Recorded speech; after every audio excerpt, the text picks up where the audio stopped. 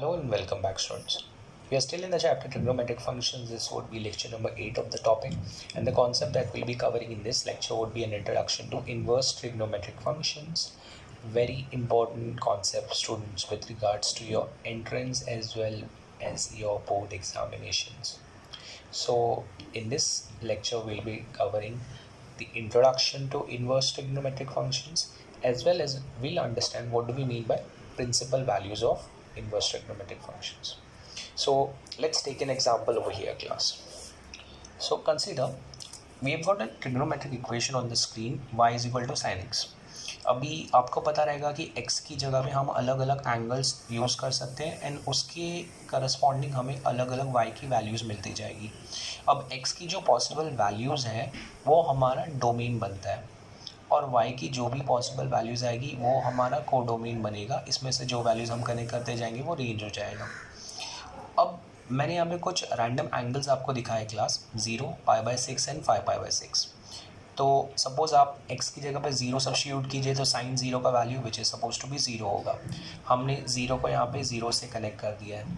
सो 0 to 0, जहाँ पे ये 0 है आपका प्री इमेज और ये 0 है आपका इमेज. उसी तरह जो अगला एग्जाम्पल हम यहाँ पे कंसिडर करें वो है π/6. अब x की जगह पे π/6 सब्स्टिट्यूट कीजिए, साइन π/6 का वैल्यू हाफ होता है, मतलब y का वैल्यू हाफ बन गया.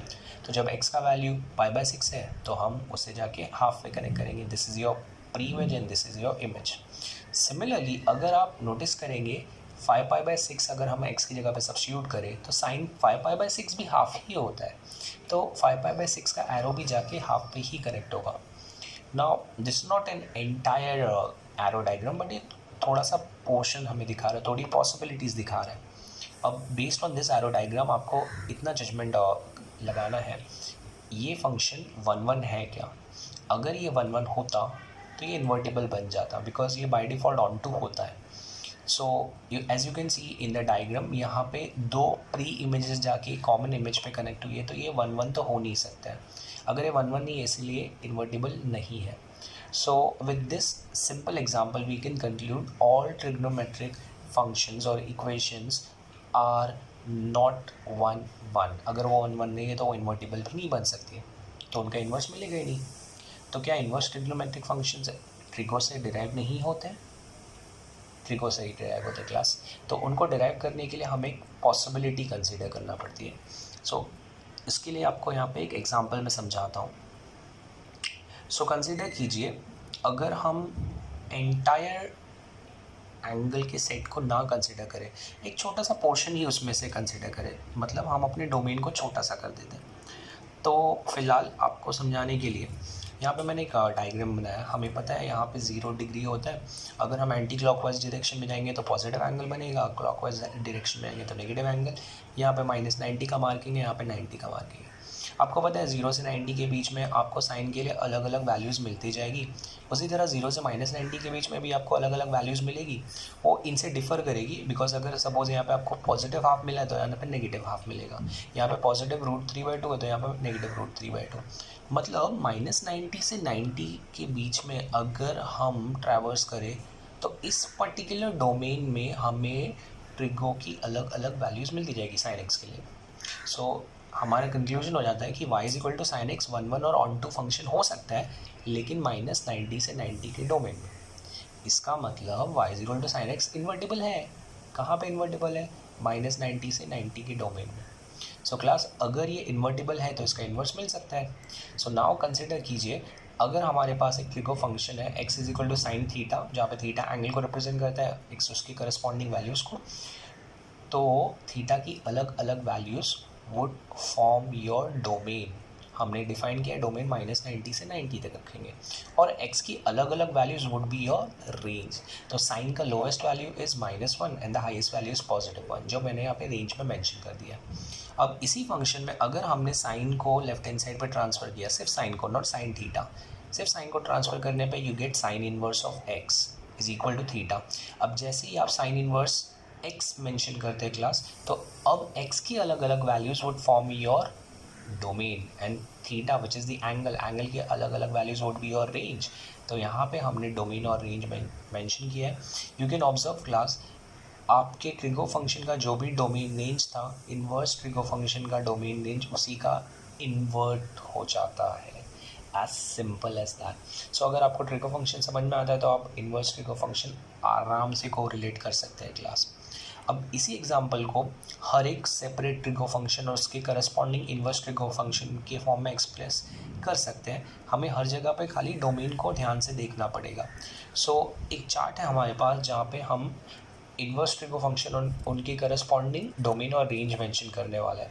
आपको ध्यान से नोट डाउन करना पड़ेगा क्लास, बिकॉज ये बहुत काम आने वाला है। तो ये आपकी हेडिंग बन सकती है, we are talking about domain and range of inverse trigonometric functions, जिसमें sine inverse of x, cos inverse of x से लेके सेक इन्वर्स ऑफ एक्स तक के सारे इन्वर्स ट्रिगो फंक्शंस के डोमेन और रेंज हमने मेंशन किए। एज यू कैन सी ये एग्जांपल हमने ऑलरेडी डिस्कस कर लिया था। कॉस इन्वर्स ऑफ एक्स के लिए डोमेन -1 से लेके 1 तक होगा, उसका रेंज 0 से पाई तक। टैन इन्वर्स ऑफ एक्स के लिए आपका डोमेन रियल नंबर है, बिकॉज टैन इन्वर्स इन्फिनिटी तक जा सकता है, तो कोई भी रियल नंबर इसकी वैल्यू को सेटिस्फाई करेगा। इसका रेंज बहुत इंटरेस्टिंग है। We have taken it from -90 to 90, but ये एक ओपन इंटरवल है। हमने इन दोनों वैल्यूज़ को टच नहीं किया class, because tan of -90 would be negative infinity और टैन ऑफ 90 इन्फिनिटी होता है। इसके लिए यहाँ पे ओपन इंटरवल यूज़ करना पड़ता है। उसी तरह आप कॉट इन्वर्स ऑफ एक्स का भी डोमेन देख सकते हैं, which is again real numbers, और इसका रेंज है open interval of 0, pi. Cosec inverse of x में आपका domain would be again real number, but you won't get any value between -1 to 1। -1 से लेके 1 के बीच में आपको कोई भी वैल्यू नहीं मिलने वाली क्लास। इसके लिए उसको इस तरह से रिप्रेजेंट किया है। एट द सेम टाइम इसका रेंज -π/2 से लेके π/2 तक है, लेकिन आप 0 यूज़ नहीं कर सकते because cosec 0 is suppose to be infinity. Similarly sec inverse का भी डोमेन और रेंज हमने डिफाइन कर दिया। I would be very happy अगर आप इस शीट को अच्छे से नोट डाउन कीजिए, अपने पास हैंडी रखिए। हमें डोमेन और रेंज को बहुत सटली और बहुत इम्पोर्टेंस दे के ट्रीट करना पड़ेगा। अब ये कॉन्सेप्ट जैसे ही हमने नोट डाउन कर लिया और समझ लिया है, तो आगे बढ़ने के लिए हमें सर्टेन प्रॉपर्टीज़ का रिक्वायरमेंट होगा क्लास। इन प्रॉपर्टीज़ को मैंने कैटेगरी वाइज ब्रेक कर दिया है, आप उन्हें एक साथ भी कलेक्ट कर सकते हैं, बट मैं फ़िलहाल उनको कैटेगरी वाइज ही स्प्लिट करके रखूँगा। सो यहाँ पे we need to understand the category 1 states that sine of sine inverse of x is equal to x, और ये सारे के सारे करस्पॉन्डिंग ट्रिगो और इन्वर्स के कॉम्बिनेशन के लिए एप्लीकेबल है। कैटेगरी 1 का एक और सटल वेरिएशन हो सकता है जहाँ पे साइन ऑफ साइन इन्वर्स की जगह साइन इन्वर्स ऑफ साइन हो जाएगा, तो वो केस में भी आपका आंसर थीटा के बराबर आ जाता है। तो इन दोनों में कुछ खास डिफरेंस नहीं है, यहाँ पे खाली ट्रिगो फॉलोड बाय इन्वर्स है, यहाँ पे इन्वर्स फॉलोड बाय ट्रिगो है, और ये सारे के सारे ट्रिगो और करस्पॉन्डिंग इन्वर्स के लिए एप्लीकेबल है। कैटेगरी 2 में class you have got a relation for inverse function along with negative values. तो आपको ये 6 के 6 नोट डाउन करने पड़ेंगे। You have to note them down because we will be using them extensively. Followed by category 3 में आते हैं हम। कैटेगरी 3 में you have got sine inverse और कोसेक इन्वर्स के बीच का connection, as these two trigo functions are reciprocals of each other. तो इन्वर्स में आके ये दोनों एक दूसरे के वैल्यूज़ के रेसिप्रोकल से कनेक्ट होते हैं। तो साइन इन्वर्स और कोसेक इन्वर्स में यू कैन सी यहाँ पे जो वैल्यू है उसका रेसिप्रोकल यूज हुआ है, x and 1/x। Similarly cos inverse sec inverse के साथ और टैन इन्वर्स कॉट इन्वर्स के साथ कनेक्ट हुआ है, but there is a condition over here. अगर x पॉजिटिव होगा तो हम डायरेक्टली ये यूज़ करेंगे, बट अगर x नेगेटिव हुआ हमें तो ये रिलेशन यूज़ करना पड़ेगा। सिमिलरली अगर हम आगे बढ़े तो हम कैटेगरी 4 पे जाएंगे क्लास। कैटेगरी 4 पे you have got relation between addition of sin inverse and cos inverse provided both the values match 90। similarly tan inverse cot inverse और cosec inverse और sec inverse के लिए भी। अब very humble request class, please आप जाके quickly video को pause कीजिए, स्क्रीनशॉट लीजिए, जो भी करेंगे आपको ये सारे फॉर्मूले नोट डाउन करने हैं। Category 2, category 3, category 4 as well as category 1A and category 1B। इसी के साथ साथ जो नेक्स्ट स्क्रीन है बहुत इंपॉर्टेंट है क्लास हमारे लिए, हम उसे कैटेगरी 5 में मार्क करेंगे। Category 5 is like very crucial, ये बहुत जगह यूज़ होने वाली है। So this actually gives you a connection between two tan inverse functions. So अगर उनको ऐड किया या सब्ट्रैक्ट किया तो हम ये करस्पॉन्डिंग फॉर्मूला यूज़ कर सकते हैं। ये दो वेरिएशन आपको मिलेगी डिपेंडिंग अपॉन एक्स वाई की वैल्यूज़ क्या है, उनके प्रोडक्ट का वैल्यूज़ क्या है। So I will be very happy अगर आप इनका फटाफट स्क्रीनशॉट लेके इनका नोट बना लीजिए, वीडियो को पॉज कीजिए, एक बार आपके पास शीट रेडी है तो हम आगे बढ़ सकते हैं क्लास।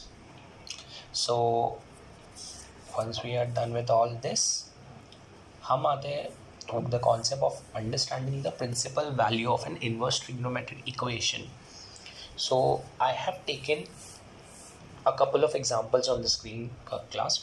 पहले एग्जाम्पल में you can see I have taken sin pi by 3 is equal to √3/2, जो एक्चुअल में ट्रिगो इक्वेशन है। अब अगर इसको एक इन्वर्स ट्रिगो इक्वेशन में कन्वर्ट करना है तो आप लिखेंगे pi/3 is equal to sine inverse of √3/2। बन गया ये इन्वर्स ट्रिगो इक्वेशन। अब आपको ये समझ में आना चाहिए, ये जो एंगल प्रेजेंट है ये एंगल बन जाता है प्रिंसिपल वैल्यू किसका, साइन इनवर्स ऑफ √3/2 का। तो सिंपली इस एक्सप्रेशन का principal value is this angle, और ये यूनिक होगा, आपको कोई और प्रिंसिपल वैल्यू नहीं मिलने वाला है। सो आगे बढ़ते हैं, नेक्स्ट एग्जांपल, ट्रिगो इक्वेशन है, इन्वर्स में कन्वर्ट कर देते हैं। -π/4 would be equal to tan inverse of -1। अब tan इनवर्स ऑफ -1 मिल गया, इसका मतलब यहाँ पे जो एंगल दिख रहा है वो बन गया हमारा principal value class. This is the principal value, किसका प्रिंसिपल वैल्यू है, tan इनवर्स ऑफ -1 का। सो प्रिंसिपल वैल्यू का मतलब होता है जो भी एसोसिएटेड एक्सप्रेशन या वैल्यू आपको दी है उसका एसोसिएटेड एंगल आपको ढूंढना है, और वो यूनिक होगा हमेशा। अब इसके बेसिस पे हम एक क्विक एक्सरसाइज करेंगे class. We have written the question over here. Main question है find the principal values of the following गायब है वो अलग बात है, हम लिख देते हैं, कोई बात नहीं। सो यहाँ पे ले लेते हैं हम फर्स्ट क्वेश्चन इस कैटेगरी के लिए। We need to find the principal value of, let's say मैंने कंसिडर कर दिया साइन इनवर्स ऑफ हाफ। तो साइन इनवर्स ऑफ हाफ का प्रिंसिपल वैल्यू ढूंढने के लिए कुछ करना नहीं है क्लास, आप बहुत सिंपली सोचेंगे कि साइन का वैल्यू हाफ कौन से एंगल के लिए आता है। तो स्टैंडर्ड एंगल्स को अगर रेफर करें तो हमें पता चलता है अरे हाँ 30 डिग्री पे आ जाता है, which is π/6। So if I consider if theta is equal to sine inverse of half, therefore sine theta would be equal to half, and this would implement sin theta is equal to sin π/6। सो आप अब यहाँ पे conclude कर सकते हैं class, therefore theta is equal to π/6 and it belongs to -π/2 to π/2। ये हमारी range को बिलोंग करता है। तो अगर ये रेंज को बिलोंग करता है तो मैं बोल सकता हूँ therefore π/6 is the principal value of sin inverse of half। So simple class, बहुत आसान, एकदम स्मूथ। सो अगर आपको ये समझ में आ गया है तो मैं कुछ और एग्जांपल्स यहाँ पे आपके लिए लिखता हूँ। So this was the first one I guess, yes पहला एग्जाम्पल हो गया। तो चलिए नेक्स्ट पे चलते हैं हम।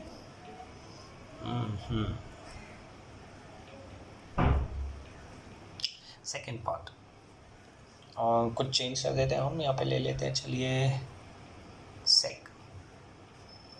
सेक इनवर्स ऑफ √2। सो क्लास बहुत आसान है, यहाँ पे आपको समझ में आना चाहिए, हमें फाइंड करना है सेक इनवर्स का वैल्यू। सो इमेजिन कीजिए अगर हम लिखते हैं theta is equal to sec inverse of √2, तो अगर थीटा सेक इनवर्स ऑफ √2 के बराबर हो जाएगा, इसका मतलब sec theta can be considered as √2 and reciprocal on both the sides would result into cos theta is equal to 1/√2। अभी optional है, ये ज़रूरत नहीं थी इसकी, बट मैंने कर दिया। और अगर cos theta 1/√2 है तो आप इसे एक्सटेंड कर सकते हैं और बोल सकते हैं कि cos theta would be equal to cos π/4। अच्छा, जैसे ये आ गया तो हमें पता चल गया कि थीटा का वैल्यू π/4 है। हमें चेक करना पड़ेगा कि π/4 बिलोंग करता है क्या इसके करस्पॉन्डिंग रेंज को, क्यों नहीं करता है, 0 से पाई था तो आता है। So therefore I can say π/4 is the principal value किसका? sec inverse of root 2 का class. So this was the second example. Let's go to the third one now. अब थर्ड एग्जाम्पल में थोड़ा वेरिएशन लाता हूँ मैं. I'll take it as a negative value inverse trigo function के साथ. अब जैसे ही ये नेगेटिव आ गया, आप प्रॉपर्टी रिकॉल कर सकते हैं. अगर आप प्रॉपर्टी का शीट रेफर करेंगे कैटेगरी 2 में, तो हमें पता है कि नेगेटिव वैल्यूज़ को पॉजिटिव कैसे किया जाता है क्लास. हम वो यहाँ भी यूज़ कर सकते हैं. सो फिलहाल this is nothing but tan inverse of minus root 3, which can be taken as minus of tan inverse of root 3. तो मैं इस वैल्यू को भी फाइंड कर सकता हूँ और उस पर नेगेटिव साइन डाल सकता हूँ. तो फिलहाल मैं कंसिडर करूँगा theta is equal to tan inverse of root 3. तो ये नेगेटिव साइन एक्स्ट्रा मैं अपने आंसर में इंक्लूड कर दूंगा क्लास. थीटा अगर tan इनवर्स ऑफ रूट 3 है, इसका मतलब tan theta would be equal to root 3. और tan थीटा अगर रूट 3 है, इसका मतलब tan theta has to be tan of pi by 3. अब अगर ये हमने आंसर लिख दिया तो I can say theta is equal to pi by 3 होना चाहिए था, बट यहाँ पे एक एक्स्ट्रा नेगेटिव साइन भी प्रेजेंट है class. So this would be minus pi by 3. तो आई होप आपको समझा मैंने एडिशनल माइनस साइन यहाँ पे क्यों इंक्लूड किया, बिकॉज हमने माइनस साइन स्किप किया था जो एक्चुअल में सम में प्रेजेंट था. तो theta is equal to minus pi by 3 which belongs to, yes it belongs to the range. tan inverse के लिए रेंज था ओपन इंटरवल ऑफ माइनस 90 से 90. देयरफॉर हम बोलेंगे minus pi by 3 is the principal value of tan inverse of minus root 3 class. अब एक और negative value ले लेते हैं, इसको परफेक्ट करते हैं हम. चलिए सपोज मैं लेता हूँ साइन हो गया, सेक हो गया, tan हो गया, सपोज कॉस ले लेते हैं. चलिए so we have got cos inverse of minus half. अब cos inverse of minus half है तो आपको पता रहना चाहिए कैटेगरी 2 के फॉर्मूले के हिसाब से this is going to become pi minus cos inverse of half. आप शीट रेफर कर सकते हैं क्लास, उस पर ये मेंशन किया हमने कैटेगरी 2 का ये फॉर्मूला है. मैं फ़िलहाल सिर्फ इस पार्ट के ऊपर फोकस करूँगा. So I will be considering theta is equal to cos inverse of positive half. इसका मतलब cos theta would be equal to half. और अगर आप इसको आगे एक्सटेंड करेंगे तो ये बन जाता है cos theta is equal to cos of 60 which is pi by 3. अब मेरा आंसर होना चाहिए था 60, लेकिन यहाँ पे मुझे दिखाना पड़ेगा theta is equal to pi minus pi by 3 which is actually equal to 2 pi by 3 class. So I will be writing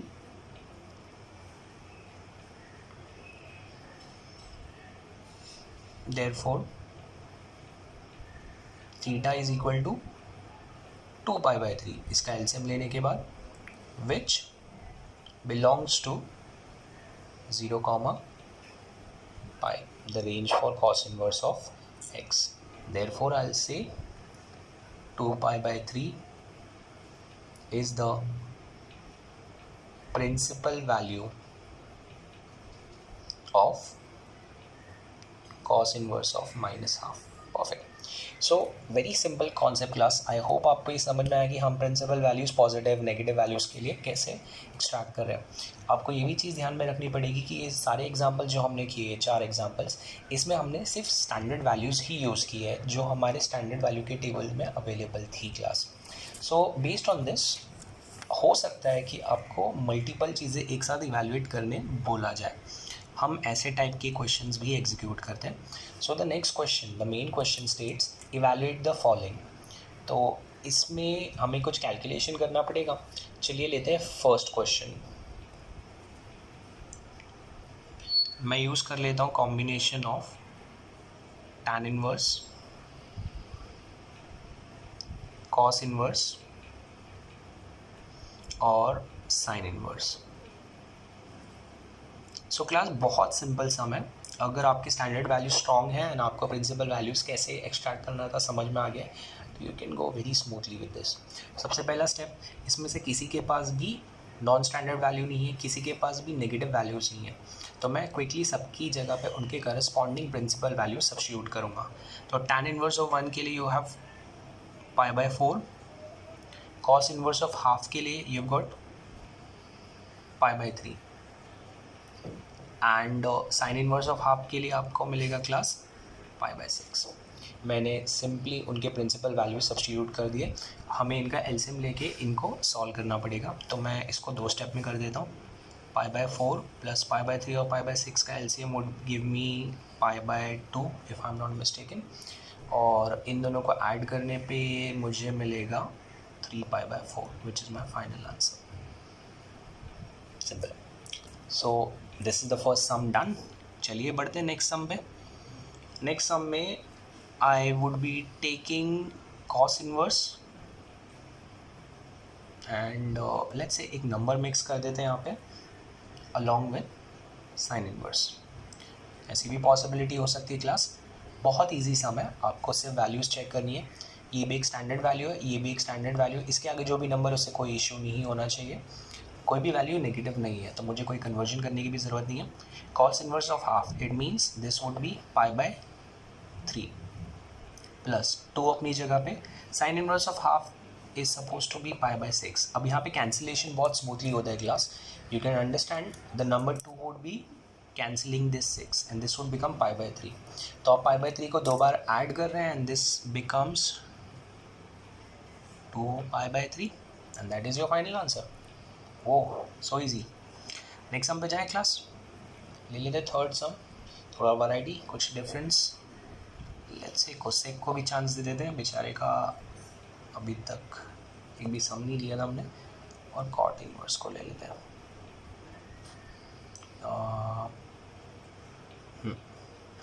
so class again इस सम में जो कैलकुलेशन करनी है थोड़ा सा वेरिएशन के साथ करेंगे। जैसे मैं आपको हर समय बता रहा था, आप पहले चेक करेंगे कि स्टैंडर्ड वैल्यू है, स्टैंडर्ड वैल्यू है, बट यहाँ पे एक नेगेटिव वैल्यू यूज़ हुई है, ये पॉजिटिव है, इससे कुछ इश्यू नहीं है। अब जैसे ही नेगेटिव वैल्यू आई तो आप उसको पॉजिटिव कर सकते हैं class. You can refer the sheet of properties, category 2 का ही है।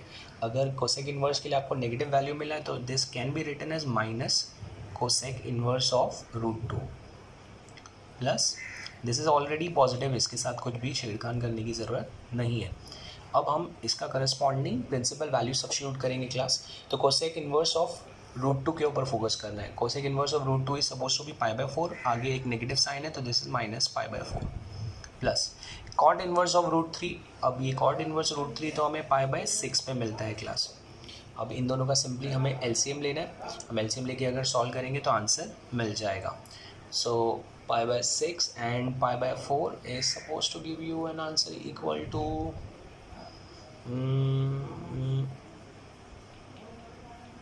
माइनस π/12। आप ये खुद से चेक कर सकते हैं class, and it would be better, it is always better कि आप खुद से जाके कैलकुलेशन चेक करें एंड वेरीफाई भी करें उसे। So minus π/12 is the answer as per me. So with this I hope आपको ये वैल्यूएशन बेस्ड समझे क्लास। मैं फिर से एम्फेसाइज़ कर रहा हूँ कि मैंने सिर्फ स्टैंडर्ड वैल्यूज़ ही चूज़ की है, पॉजिटिव या नेगेटिव, उनका कॉम्बिनेशन, उनके साथ कुछ नंबर्स हम एक्स्ट्रा मिक्स कर सकते हैं। अब इसके अलावा भी वैरायटी हो सकती है विच इज़ वेरी इंपॉर्टेंट। जो नेक्स्ट कैटेगरी हम डिस्कस करने जा रहे हैं ये बहुत ही क्रूशियल हो जाएगा आपके लिए। सो इधर पे हमने क्वेश्चन मेंशन किया है, find the values of the following expressions class. So there will be certain expressions जिसके आंसर बहुत स्ट्रेट फॉरवर्ड भी हो सकते हैं या फिर कॉम्प्लिकेटेड भी हो सकते हैं, हमें वो वैल्यूज़ एक्सट्रैक्ट करके दिखानी पड़ेगी। चलिए मैं लेता हूँ यहाँ पे फर्स्ट वाला एकदम straightforward. The first expression is sine inverse of sine π/3।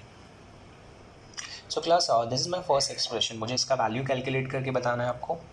तो मेरा फर्स्ट स्टेप होगा, अंदर ट्रिगो एक्सप्रेशन है उसका मैं वैल्यू सब्स्टिट्यूट कर देता हूँ। So this becomes sine inverse of sine π/3 supposed to be √3/2। Standard value है, पॉजिटिव है, कुछ प्रॉब्लम नहीं है, तो मैं बता सकता हूँ कि इसका आंसर मुझे मिलेगा पाई बाय 3। सो आप इसे प्रॉपर्टी के बेसिस पे भी कर सकते थे class. Sine inverse of sine of theta is suppose to be theta, आप उसे डायरेक्ट करते तो भी चलता था, मैंने ऐसे किया। सेकेंड, अब sign inverse of sign 2 pi by 3 हमने लिया है। अब मैं आपको बताता हूँ कि मैंने पहला वाला सम डायरेक्टली प्रॉपर्टी के हिसाब से क्यों नहीं किया। Sine inverse of sine of theta is suppose to be theta ही स्टेप में हो जाना चाहिए था, मैंने जानबूझ के इसलिए किया बिकॉज ये कॉन्सेप्ट जो प्रीवियस सम में हम यूज़ करना चाहते थे वो यहाँ पे यूज़ नहीं कर पाएंगे। Sign inverse of sine theta यहाँ पे थीटा के बराबर नहीं होगा क्लास, बिकॉज ये जो 2 पाई बाय 3 है ना, अगर आपने गलती से लिख दिया 2 pi by 3 actually doesn't belong to the range, है ना, ये इसको बिलोंग नहीं करता है, तो थोड़ा गड़बड़ हो जाएगी। तो इसके लिए एक ईजियर वे, हम साइन 2 पाई बाय 3 का वैल्यू यहाँ पे सब्स्टिट्यूट कर देंगे। अब साइन 2 पाई बाय 3 एक्चुअल में √3/2 ही होता है क्लास, लिख दिया। अब साइन इनवर्स ऑफ √3/2 आया, मतलब घूम फिर के ये तो पाई बाय 3 ही बनने वाला है, तो ये उसका आंसर है। तो this is an easier way to get the short answer, आपको ज़्यादा कुछ सोचने की ज़रूरत भी नहीं पड़ेगी। अच्छा आगे बढ़ते हैं, थर्ड सम पे जाते हैं। अब थर्ड क्या ले लें हम, चलिए ले लेता हूँ मैं टैन इनवर्स, हाँ थोड़ा अजीब सा एंगल। तो क्लास वापस से प्लीज़ घाई मत कीजिए, tan inverse of tan of theta मत यूज़ कीजिए। क्यों, वापस से आपको एम्फेसाइज करके बता रहा हूँ, यहाँ पे जो एंगल मैंने यूज़ किया है 3 pi by 4, it's not belonging to the range of tan inverse, जो होता है ओपन इंटरवल ऑफ -90 से 90 का, इसको बिलोंग ही नहीं कर रहा है ना, तो आंसर कैसे आ सकते हैं।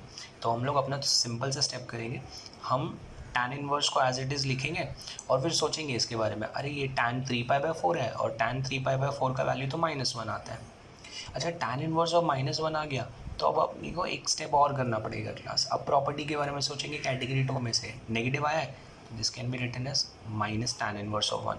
अच्छा टैन इनवर्स ऑफ 1 का वैल्यू तो हमें पता है ना, टैन इनवर्स ऑफ 1 तो पाई बाय 4 होता है, so my answer is -π/4। So simple isn't it. So I hope आपको समझ में आ रहा है क्लास, हम ये सम्स कैसे एग्जीक्यूट करें स्मूथली। एक और सम ले लेते क्लास यहीं पर, फोर्थ सम सीक्वेंस के हिसाब से। सो थोड़ा डरावना आप कुछ लेते हैं, cos inverse of cos 55 pi by 6, perfect. So class angle बहुत बड़ा मैंने लिया है जानबूझ के, ऑब्वियसली हमारी रेंज को बिलोंग नहीं करता है। कॉस इनवर्स ऑफ कॉस मत यूज़ कीजिए, क्यों, आपके माइंड में रीज़न आना चाहिए, 55 pi by 6 is not belonging to the range for cos inverse which is 0 से पाई। इतनी बेचारे की लिमिटेशन है, कहाँ से ये उसको फिट करेगा। तो अभी आपको ये वैल्यू यहाँ पे सब्स्टिट्यूट करनी चाहिए, जो हम पहले भी करते हैं। तो मैं यहाँ पे लिखूँगा cos inverse of cos 55 pi by 6 का वैल्यू मुझे यहाँ पे चाहिए क्लास। तो 55 पाई बाय 6 एक्सप्लेन करने के लिए मैं यहाँ पे एक सर्कल ड्रॉ कर देता हूँ, ठीक है, ये आपको पता रहना चाहिए 0 है, यहाँ पे पाई आ जाएगा। अच्छा 55 पाई बाय 6 को हम तोड़ सकते हैं, मैं आपको तोड़ के भी दिखाता हूँ ये। तो नीचे नंबर 6 है, मैं 6 का टेबल यूज़ करूँगा, ऊपर आई will be writing this is 54 pi plus pi upon the common denominator 6। अब इससे एडवांटेज ये होता है, ये बन जाता है कॉस इनवर्स ऑफ ब्रैकेट के अंदर ही cos 54 divided by 6 is suppose to be 9 pi and this remains pi by 6, उससे कोई कंसर्न नहीं है। अब जैसे ही हम ये स्टेप पे पहुंच जाते हैं क्लास, तो आपको समझ में आ जाएगा ये cos n pi plus theta के फॉर्म में आ गया, पाई इधर आता है, 2 पाई इधर आएगा, 9 पाई घूम फिर के इधर पे ही खत्म होने वाला है, और 9 पाई में कुछ प्लस करोगे तो आप थर्ड क्वाड्रेंट में जाते हो, थर्ड क्वाड्रेंट में आंसर नेगेटिव आता है। तो हमें पता होना चाहिए कि ये बनेगा cos inverse of minus cos pi by 6। तो ये पार्ट मैंने जो अभी किया है क्लास, ये आपको 11th स्टैंडर्ड में सिखाया गया है, हमने उसका एक क्विक रिविजन किया। अब cos pi by 6 is suppose to be √3/2, negative आ जाएगा ये, तो ये बन गया हमारे लिए कॉस इनवर्स ऑफ ब्रैकेट में माइनस √3/2। और अगर हम प्रॉपर्टीज़ को रेफ़र करें क्लास कैटेगरी 2 में, तो कॉस के साथ जब भी नेगेटिव वैल्यू मिलती है तो वो बन जाता है पाई माइनस कॉस इनवर्स ऑफ जो भी वैल्यू वहाँ पे प्रेजेंट थी। अच्छा कॉस इनवर्स ऑफ √3/2 इस टेक्निकली स्पीकिंग पाई बाय 6, तो ये बनता है पाई माइनस पाई बाय 6। आप इसे सॉल्व करेंगे एलसीएम लेके तो आपका फाइनल आंसर आएगा 5 पाई by 6 which is the final value. So class I hope आपको समझ में आया कि इस खतरनाक एंगल का हमने आंसर कैसे एग्जीक्यूट किया है, and I hope you are finding some confidence, some belief. कुछ और क्वेश्चंस करते हैं थोड़ा सेशन को वाइंड अप करने के लिए, आगे बढ़ते हैं। सो आई गेस 4th क्वेश्चन था, तो ये 5th होना चाहिए। Perfect. So this would B question number 5। हमें फाइंड करना है अब एक्सप्रेशन का वैल्यू, जो हो जाएगा, थोड़ा चेंज करता हूँ मैं, sine inverse of 1/5 plus sec inverse of 5। So class अब ये थोड़ा वेरिएशन आ गया। हमने क्या किया, इससे पहले तो बाहर इन्वर्स था, अंदर ट्रिगो था, ट्रिगो का वैल्यू डाल देते थे। अब अंदर इन्वर्स को ड्रैग कर लिया है और इन्वर्स में 2 पार्ट भी यूज़ किया हमने। तो बहुत सिंपली है ना, आपको इन दोनों को ध्यान से देखना है। ये साइन इन्वर्स ऑफ 1/5 है, तो यहाँ पे तो कॉस इन्वर्स होना चाहिए था, बिकॉज अगर आप प्रॉपर्टी की शीट को रेफ़र करें तो वहाँ पे हमारे पास है कैटेगरी नंबर 4 के फॉर्मूले, जहाँ पे sign inverse of x plus cos inverse of x होता है 90। तो बात बन जाएगी, बट इसके लिए पहले इसे कॉस इन्वर्स में कन्वर्ट करना पड़ेगा। तो क्या सेक इन्वर्स और कॉस इन्वर्स में भी कुछ कनेक्शन है? क्यों नहीं है। अगर आप प्रॉपर्टी शीट को रेफ़र करें तो कैटेगरी 3 के हिसाब से कनेक्शन बनता है। मैं यूज़ करूँगा sine inverse of 1/5 as it is, plus this can be written as cos inverse of reciprocal of the value. अब आपको चेक करना है साइन इन्वर्स है, कॉस इन्वर्स है, क्या ये दोनों वैल्यूज़ मैच कर रही है? क्यों नहीं, तो मैच कर रही है। तो मैं नेक्स्ट स्टेप में लिखता हूँ, this becomes sine of 90। The reason is sine inverse of x plus cos inverse of x is equal to 90 class, और साइन 90 का वैल्यू तो आपको पता है, this is equal to 1, and this is the final answer for this expression. अच्छा, आगे बढ़ते हैं very quickly. That would be the last question for this lecture. Question number 6 में लेट्स से मैं ले लेता हूँ कॉट, और कॉट के साथ है मेरे पास tan inverse of a plus cot inverse of a। तो क्लास मैंने बहुत सिंपली वही सिचुएशन क्रिएट किया है, मैंने आपको अब रेसिप्रोकल करने का भी अपॉर्चुनिटी नहीं दिया है। आप सिंपली लिख सकते हैं tan inverse of a plus cot inverse of a भी 90 होता है, तो this can be written as cot 90। अब आप थोड़ा रिकॉल करेंगे तो कॉट 90 का वैल्यू आपको याद होना चाहिए class. So cot 90 if I am not mistaken is suppose to be 0, and this is the final answer. So with this we are going to wind up the session class. I hope you have enjoyed and you've understood what do we mean by inverse trigo functions and how do we find their principal values. So next session में इसी topic को आगे बढ़ाएंगे and इस chapter को ख़त्म करेंगे. So keep revising. Meet next time. Thank you.